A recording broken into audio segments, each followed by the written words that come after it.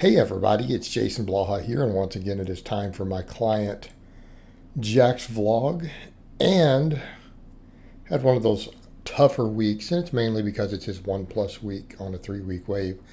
It's always the heaviest week. This is where if things are going to go wrong, they're going to go wrong.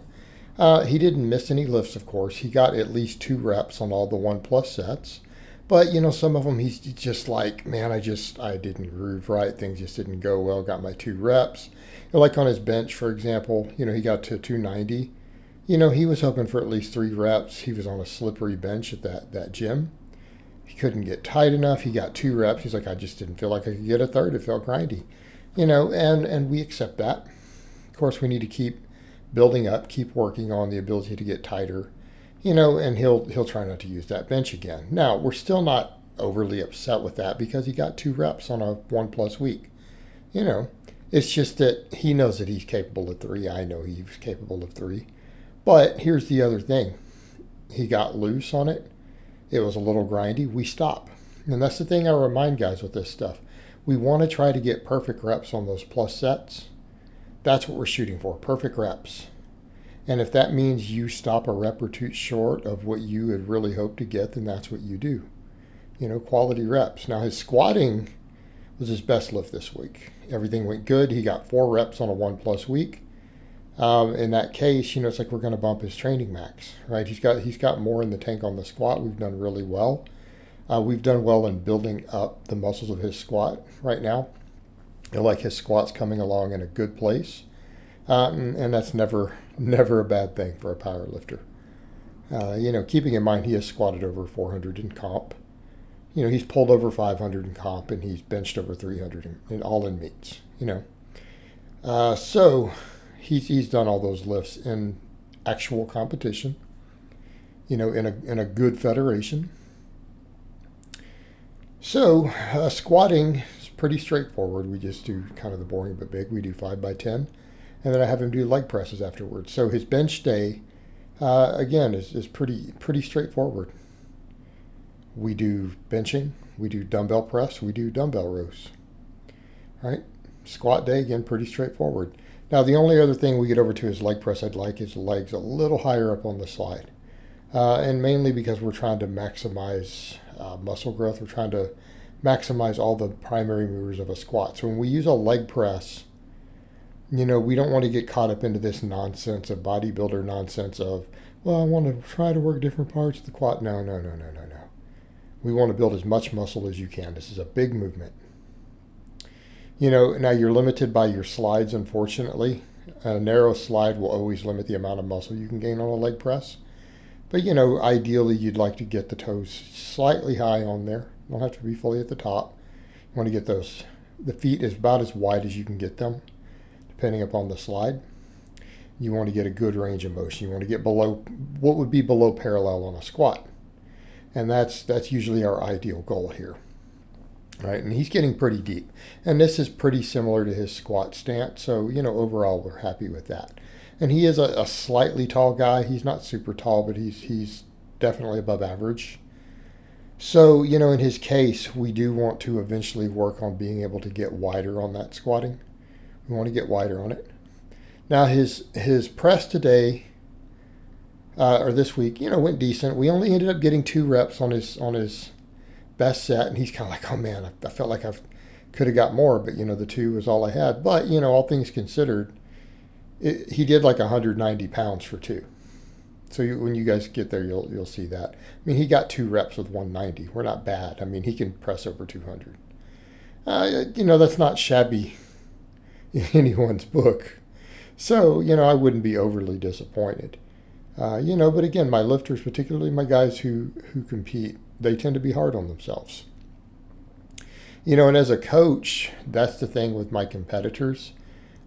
I don't ever have to be hard on them. That comes up too. You're hard on some of your guys. I am hard on some of my guys. My competitors, I usually don't have to be because they're their own worst critics.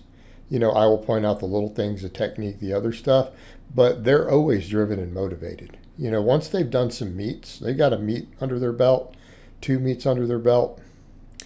Their mindset is competitive, so, they'll be hard on themselves.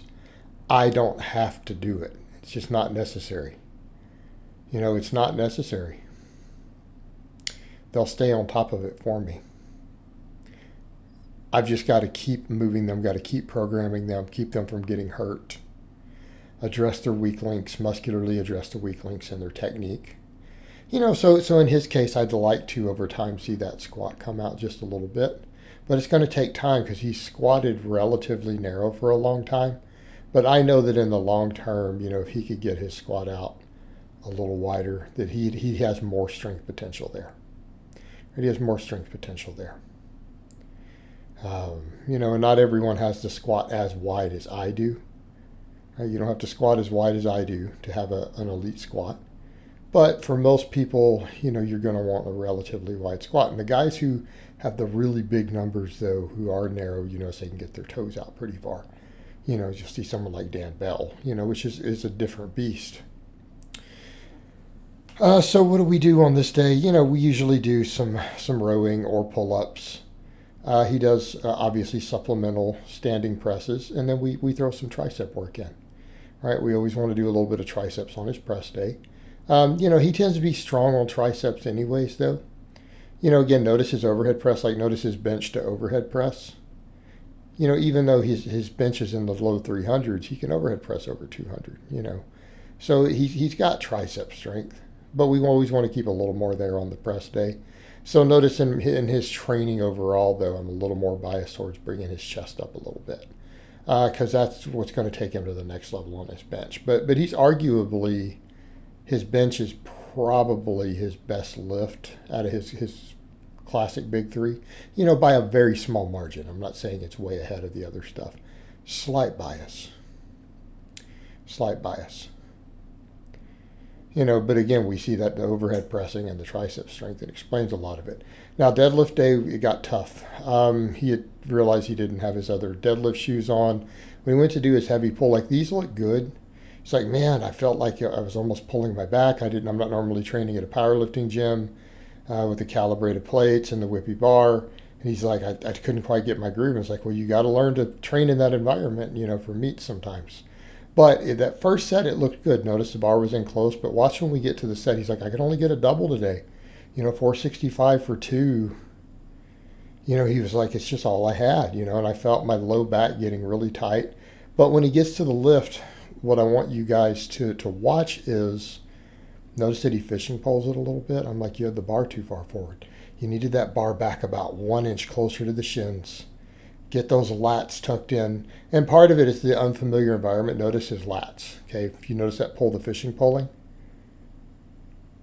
he didn't have the lats pulled in as tight, and it's because the bar is probably a little too far forward. He's in a different environment. It threw him off a little bit. So we've got to be ready to go in that uncertain environment, especially as a competitor.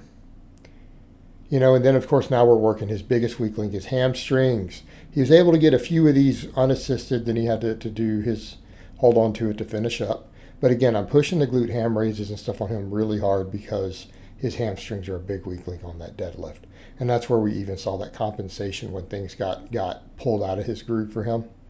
You can see the hamstring weakness coming out even worse. So we've got to keep hammering these. So I hope it has been informative, and I will talk to you guys next time.